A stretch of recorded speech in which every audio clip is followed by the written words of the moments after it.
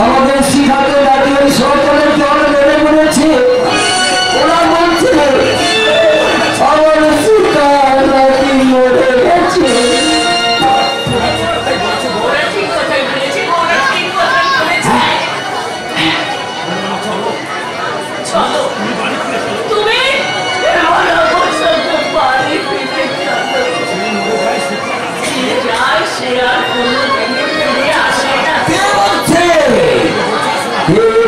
আসি না আমি জাকাশ এক ভূত দেখি আমার চন্দ্র আর লুকিয়ে থাকে আমার চাঁদ সূর্য নক্ষত্র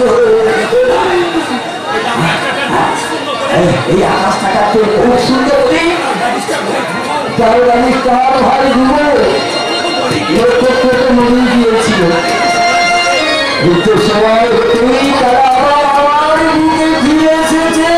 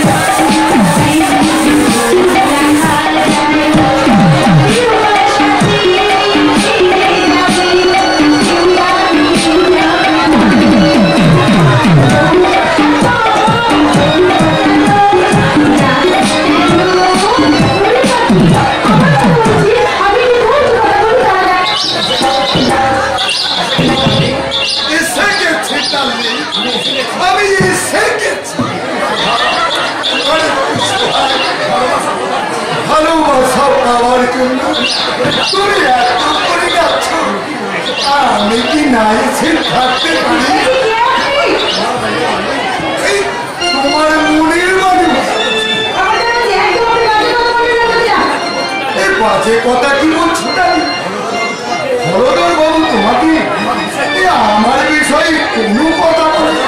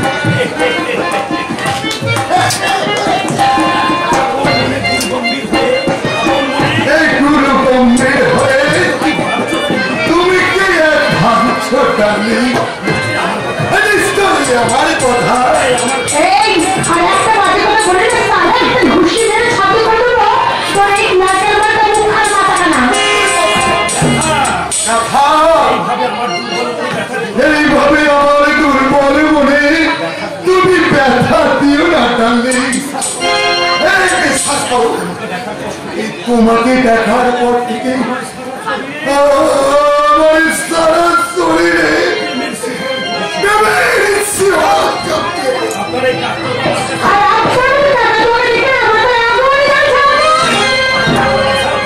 আমি তোমার এই ভালোবাসার আগুন দিয়ে সমস্ত আগুন আমি নিভিয়ে দেবো।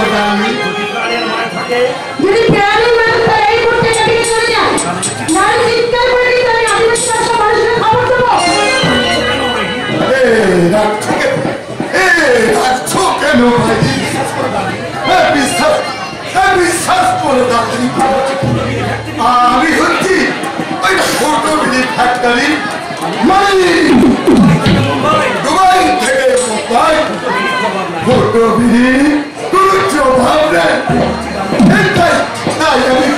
ডার্লিং আমাকে তুমি বিয়ে করলে তোমার কোনো কিছু অভাব থাকবে না। তোমার এই পা থেকে মাথা আমি বিড়ি দিয়ে মানে সোনার অলঙ্কারে ঢেকে দেব। শুনুন এদিকে আসুন না, এদিকে আসুন। আরে ওদিকে কি দেখছেন, এদিকে আসুন না। আরে এইদিকে আসুন, আরে আসুন না, আসুন না। আরে বাবা আমার চোখে চোখ রেখে বলুন।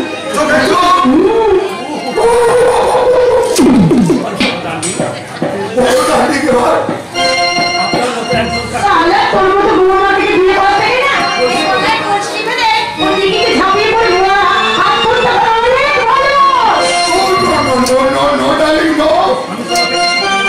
আমি তোমাকে কিছুতেই বলতে দেবো না।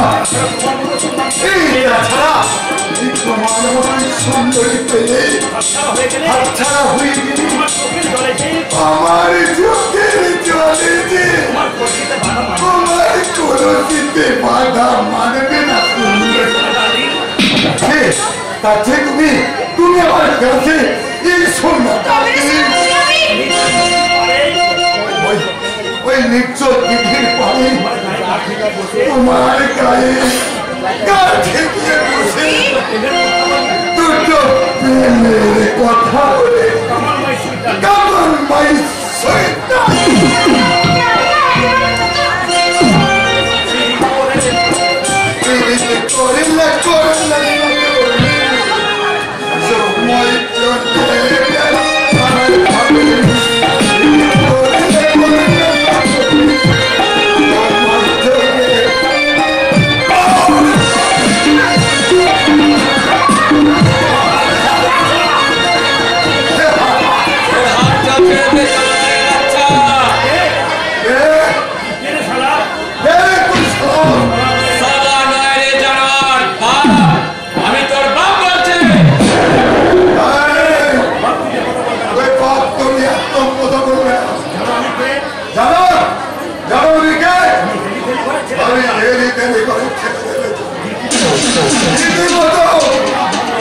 সুনাম ধন্য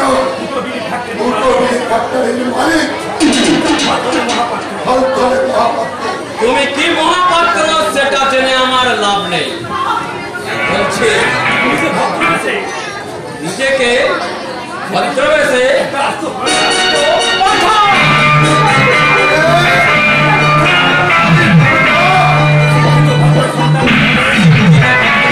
না হলে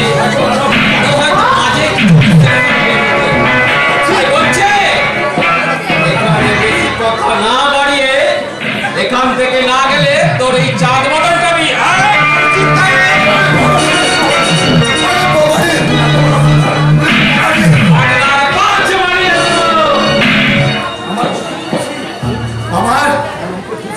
আমার মুখে আমার খুশি আমি ছাড়ব না। আমি এই অপমানে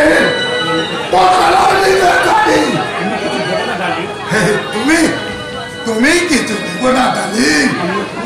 আমি পুরুষ এক খুশিতে হাতে মারি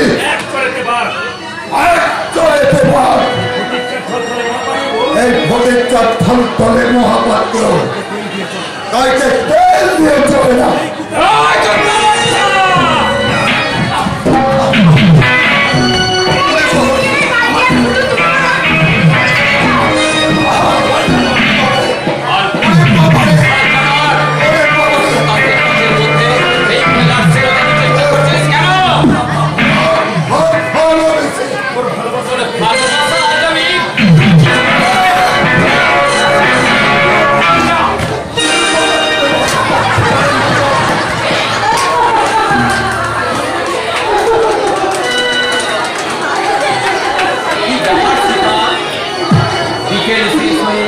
সন্ধ্যা ঘনিয়ে এসেছে, তুমি একা দিদির পরে কি করছিলে? তুমি জানো না সে সকাল থেকে সন্ধ্যা কাজ অপেক্ষা করছিল। তুমি কিছু বোঝো নাকি? কিন্তু আমি ভাবছি অন্য কথা। তোমার আজকে এত অবস্থা দেরি হলো কেন? তুমি কি জানো না তোমাকে দেখা না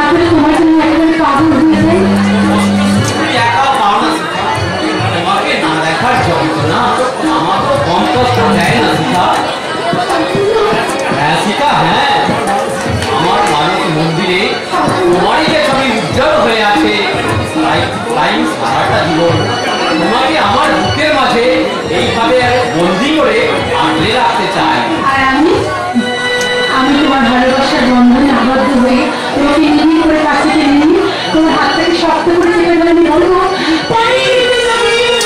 হাল ভাঙে যদি ছিন্ন পানির কাছে মৃত্যুর মুখে দাঁড়িয়ে জানিব, তুমি আছো, আমি আছি, তুমি আছো, আমি আছি, তুমি আছো, আমি আছি।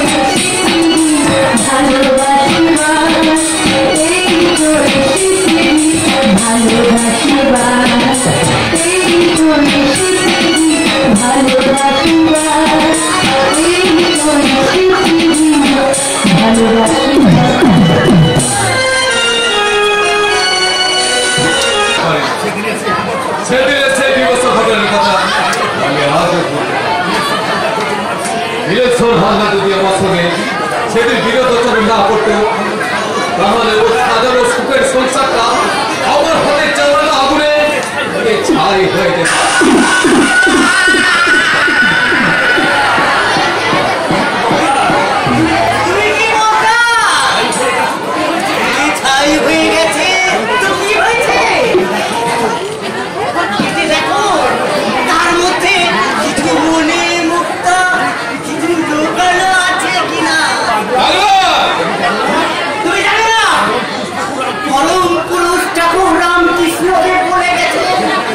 যেখানে দেখিবে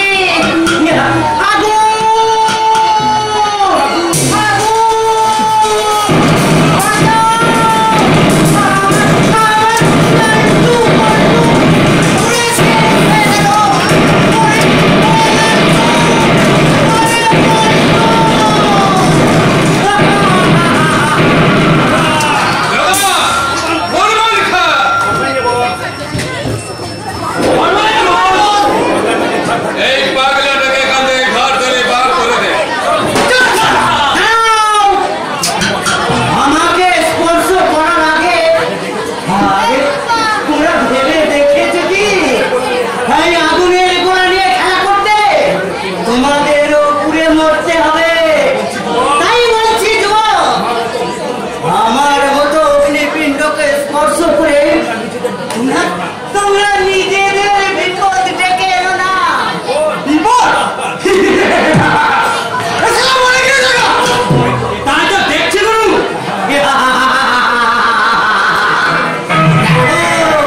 দেখো তোমরা সব দেখো, এই অগ্নিপিণ্ডটা অশনি সংগীত হয়ে ছুটে যাচ্ছে আরেক দেশে।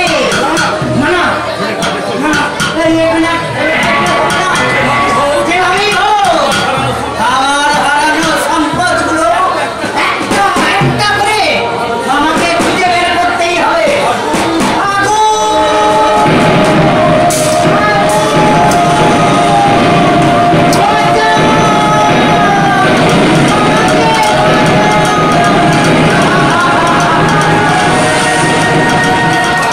কিন্তু কেই পারলা, কেনই বা অমন ভাবে চিৎকার করতে করতে ছুটে চলে গেল? আমার মনে হয়েছে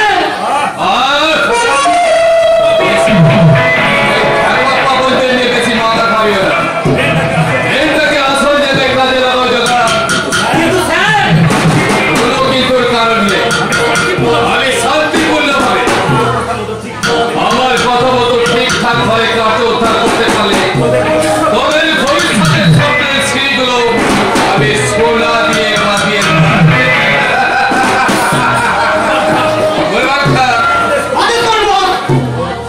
ওর উপর দায়িত্ব ছিল মালভর্তি ট্রাকগুলোকে জঙ্গলে সুরঙ্গ পাতে এগিয়ে হাই রোডে তুলে দেওয়া। আপনার প্ল্যান আমি কমপ্লিট করে দিয়েছি বস। বাইরে থেকে দেখে বলেই যদি কোনো রকম সন্দেহ না করতে পারে তার জন্য শালপাতার বান্ডিলগুলো ঠিকঠাক ভাবে দিয়ে লোড করেছিস তো? পুলিশ কি বলছে বস? যে বস আপনার বাড়িগুলো সাজানো আছে, আপনারাও না খবর নেই যে ওর ভিতরে লাখ লাখ টাকা বিরিয়ানি মাল বাঁধা হচ্ছে। চোখ গোপন কথা সব সময় গোপনে বলাই ভালো, কারণ দেয়ালেরও কাল আছে। আরেক করুন স্যার।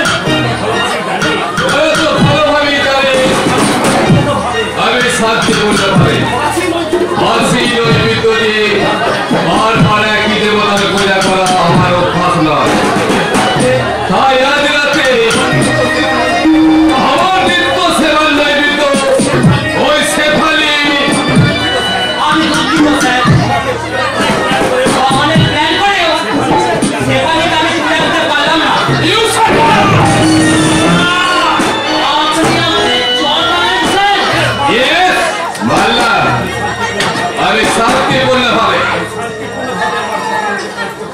শান্তিপূর্ণভাবে আমার কথা মতো কাজ না করতে পারলে তাকে আমি এমন ভাবে উচিত শিক্ষা দিই। আমি তার শান্তিপূর্ণভাবে আমারই মতো এক কদমকে ওই পথের ধুলো থেকে তুলে নিয়েছে আর তার প্রাসাদের স্থান নিয়েছে, এ কথা আমি কখনোই অস্বীকার করবো না। তাই আপনার কৃতজ্ঞতা দিন সম্পর্কে আপনার পায়ের ময়লা আমি জিভ দিয়ে পরিষ্কার করে দেবো। আপনার কথায় আমি আমার বিবেক মনুষ্যত্ব বিসর্জন দিয়ে অসামাজিক কাজ করতে পারি। প্রয়োজন হলে আপনার কথায় দু একটা জীবন্ত মানুষকে লাশ বানিয়ে দিতে পারি। কিন্তু আমি জীবনে একটা পারবো না স্যার, পারবো না, কিছুতেই না।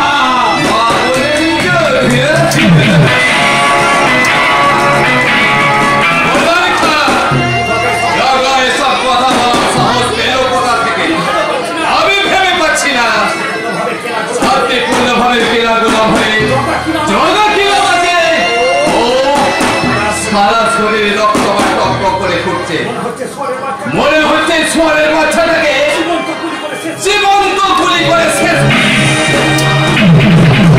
আমি থাকবো ঠান্ডা করবো, জগাবে নাকি? আমি বুঝিয়ে সুঝিয়ে সব থেকে রাজি করে নেবো। কিন্তু জগা যদি তোর কথা শুনতে রাজি না হয় রাজি হতে হবো। আমি মুসলমানের বাচ্চা, কুরবানি খা। আমি আপনাকে বলে দিচ্ছি মানে ওই 3 দিনের মধ্যে অষ্টম হিসেবে সুন্দরকে আপনার হাজির করুন। ও মালিকা!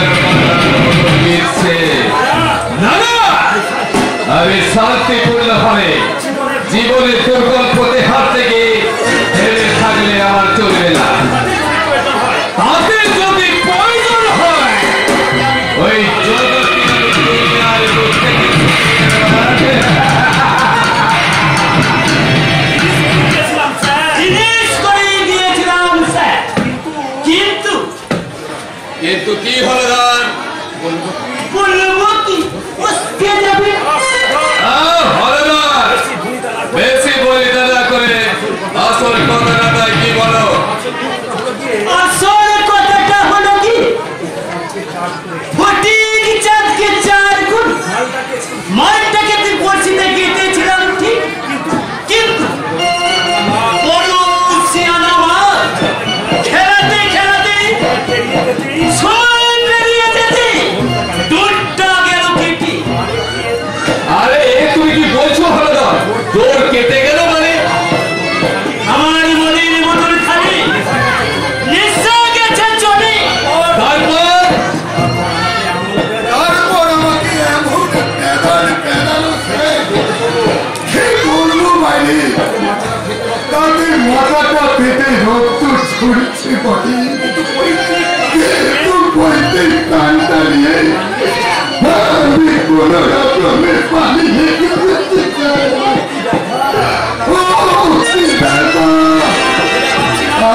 আমি ভেবে পাচ্ছি না কে সেই দুঃসাহসী যে কোটি কোটি শান্তিপূর্ণ লোকের গায়ে হাত দেয়।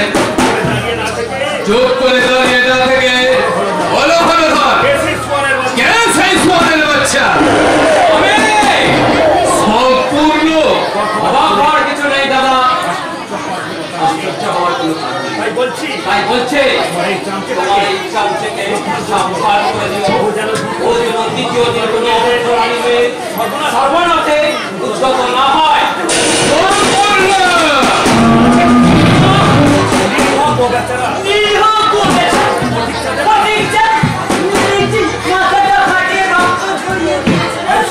আজ শুধু রক্ত গড়িয়েছে, এরপর দ্বিতীয় দিন কোনো অসহায় প্রতি অপরাধ আচরণ করলে কে করবে?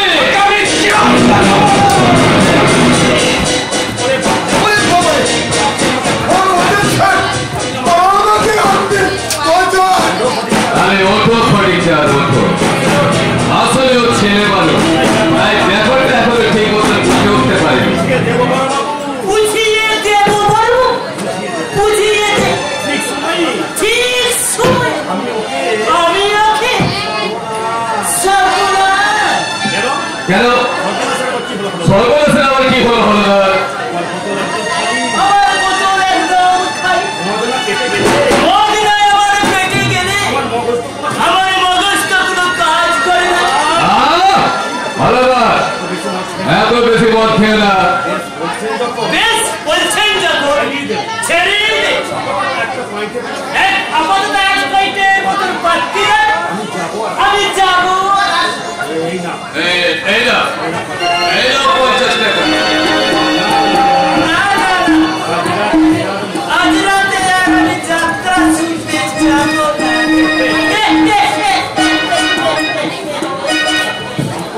সম্পূর্ণ আগে আগে বড়বাবু, আমি আপনাকে একটা কথা বলছিলাম। তুমি খাবো ফটিকচাঁদ। বেশ, আমি থামলাম। ফটিকচাঁদের গায়ে হাত তুলে কাজটা তুই ভালো করে সম্পূর্ণ। কোন কাজটা ভালো আর কোন কাজটা মন্দ সেটা বোঝার মতো যথেষ্ট বুদ্ধি আছে আমার দাদা। কিন্তু আমি আবারও বলছি, তোমার এই বদলকারী চামচে ফটিকচাঁদ যেন সাবধান করে দিও, ও যেন দ্বিতীয় দিন শিখার পিছনে না লাগে। শিখা? কে শিখা? আগে ওই পলাশ টাকা 28 চ্যাটার্জি অষ্টাদশে বোন, রূপ যেন পূর্ণিমার চাঁদ, যৌবন যেন ওই সমুদ্রের ঢেউয়ের মতো ঘুরে ঘুরে ঘুরে। আমাকে বিষয়টা ভালো করে ভাবতে হবে। পলাশ টাকার আকাশ সেটা তার বোন শিখা, কিন্তু এই শিখার সঙ্গে তোর কিসের সম্পর্ক? ভালোবাসার সম্পর্ক দাদা। শিখাকে আমি স্কুল লাইফ থেকে ভালোবাসি। বোকা কথা। এই শান্তিপূর্ণ ভাই হয়ে এই সামান্য কথাটা তুই আমাকে আগে শোনাসনি কেন? হতভাগা, ভালোবাসা যে বড় পবিত্র। থাকো সব কথা, আমি জানতে চাই এই শিখাকে তুই কি বিয়ে করে জীবন সঙ্গী করতে চাস? সময়ের অপেক্ষায় আমি তোমাকে এতদিন সবকিছু বলতে পারিনি। শিখা ছাড়া এই সম্পূর্ণ জীবনটা অসম্পূর্ণ থেকে যাবে দাদা, অসম্পূর্ণ থেকে যাবে। ঠিক আছে ঠিক আছে, আমি তোকে কথা দিলাম তোর ভালোবাসায় যাতে কোনো রকম ফাটল না ধরে তার যথাযোগ্য ব্যবস্থা আমি করবো। দাদা হতভাগা, শিশুকাল থেকে যেমন তোর কোনো আশা আমি অপূর্ণ রাখিনি, এটাও অপূর্ণ রাখবো না। তাছাড়া আমি যা কিছু করছি সবই তো তোর জন্য। আপাতত যত তাড়াতাড়ি পারি ব্যবসার কাজগুলো গুছিয়ে নে, আর বিয়ের ব্যাপারে যা ভাববার আমি ভাববো। এই তুই একবার কাজকে খালি পাঠিয়ে দেবো। ঠিক আছে দাদা, আমি এখনই কাঞ্চনকে পাঠিয়ে দিচ্ছি। এটা কিরকম হলো বলো?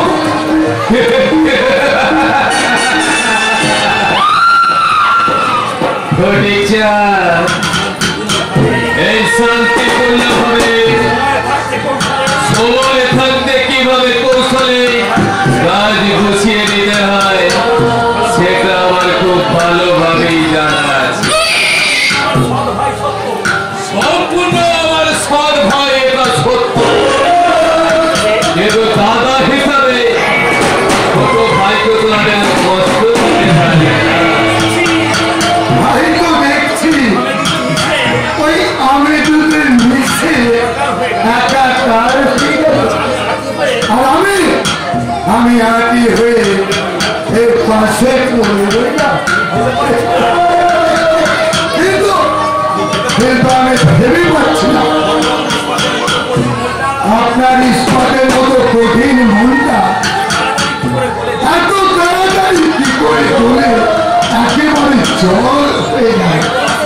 ওটাই তো আসল কেরামতি ছটিটা। কঠিনকে করো আবার সময়ের মতন কঠিনকে স্মরণ করতে পারলে তবেই তো ময়দানে আসল খেলাটা জমে উঠবে। তার মানে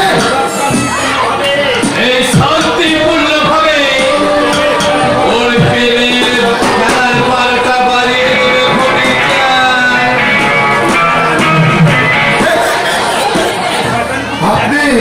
আপনি কিন্তু ওই শয়তানি বলতে আমি কিন্তু এটা জানতাম, কিন্তু আপনি যে এত বড় বুদ্ধির খেলা খেলবে তা কিন্তু আমি জানতাম। পায়ে ধুলো দিন বড়বাবু, পায়ে ধুলো দিন। এখন নয় ঘটিটা, এখন নয়। আগে জয়লাভ করি তারপর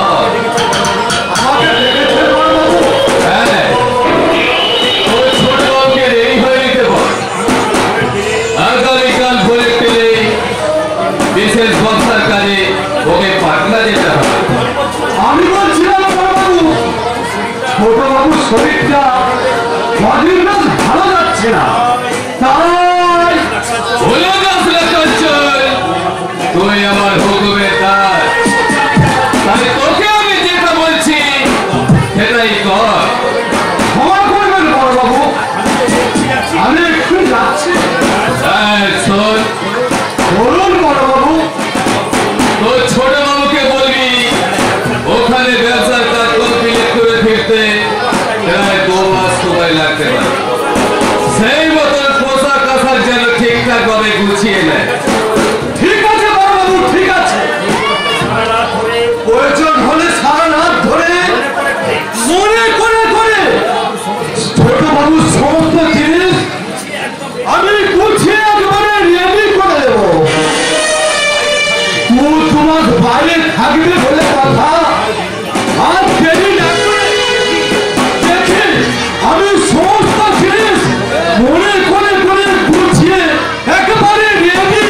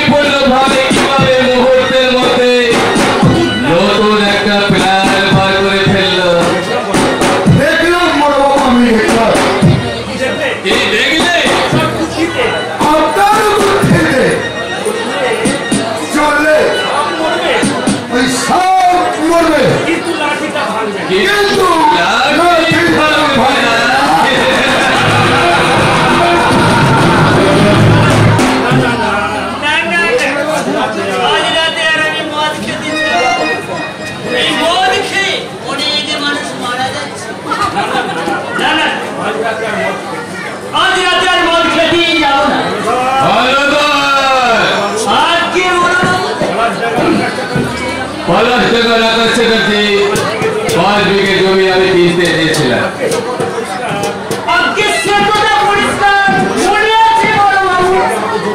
সে কি আমাকে জমি দিয়েছিল?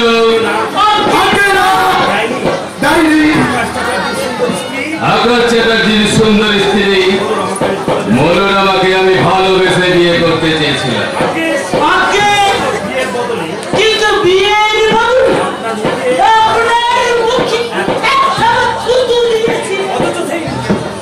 অথচ সেই চিরশত্রু আকাশ চ্যাটার্জির যুবতী বল শিখা আবার এই ছোট ভাই সকলকে ভালোবাসে।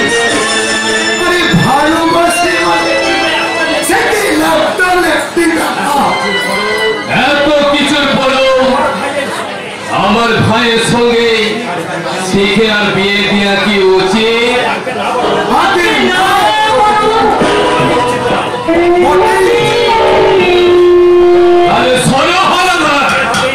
যেভাবেই হোক ওই আকাশ চ্যাটার্জির সুখের সংসারে আগুন লাগাতেই হবে।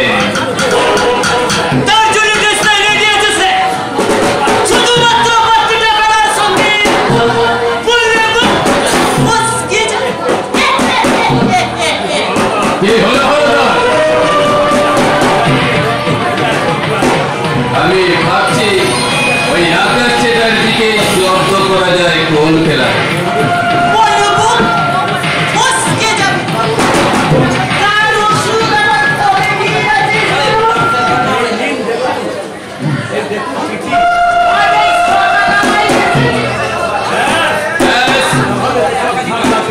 তাহলে তো সব ঝামেলা মিটিয়ে গেল।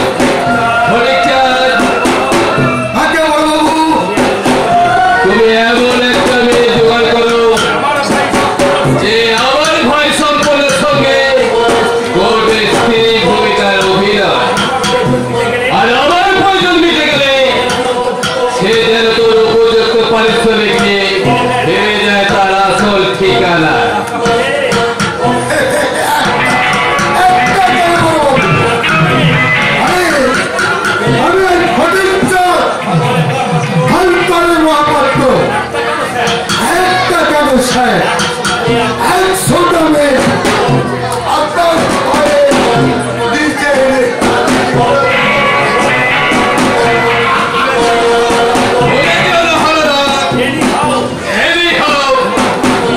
তোমার বুদ্ধি না করে আকাশ চ্যাটার্জির সুখের সংসার জ্বালিয়ে পুড়িয়ে ছাই